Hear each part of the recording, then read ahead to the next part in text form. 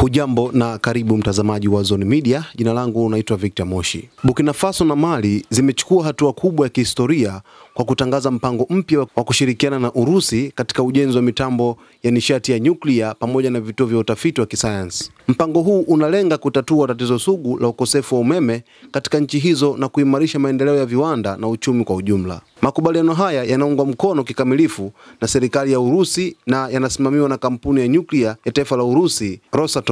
Kampuni hiyo si tu itajenga mitambo hiyo, bali pia itahusika katika utoaji wa huduma muhimu za nishati ya nyuklia ikiwemo usambazaji wa mafuta ya nyuklia. Mpango huu ni mwendelezo wa mkataba wa mwaka 2024 kati ya Urusi na Burkina Faso ambao umelenga kuimarisha ushirikiano wa kiuchumi na kiufundi kati ya pande hizo mbili. Mali sasa inaungana rasmi na mpango huo, ikiwa ni ishara ya kuimarika kwa ushirikiano wa nchi hizi mbili za Afrika Magharibi na Urusi. Hatua hii inaonekana kama njia mbadala ya kukuza uchumi wa ndani, kupunguza utegemezi wa vyanzo vya nishati visivyo na uhakika na kuongeza fursa za ajira na maendeleo ya kiteknolojia katika ukanda huo. Wachambuzi wa mambo ya siasa na uchumi wa kimataifa wanaiona hatua hii kama mkakati wa kimkakati wa Urusi kuimarisha ushawishi wake barani Afrika, hasa wakati ambapo mataifa magharibi yamekuwa na uhusiano tete na baadhi ya nchi za Afrika Magharibi. Mtazamaji, hatua hii ni hatua kubwa sana kwa rais wa Burkina Faso Ibrahim Traore, lakini vile vile na rais wa Mali, kwa sababu hiki kitu ambacho anakitengeneza